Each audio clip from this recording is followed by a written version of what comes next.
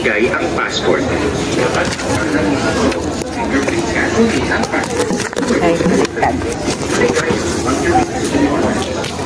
Ilapit sa iyo ang bagahe.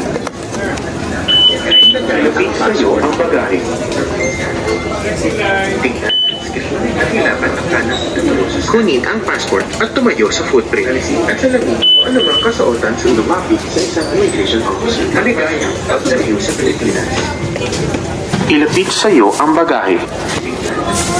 Tingnan ang screen at ilapat ang kanang hinduturo sa scanner.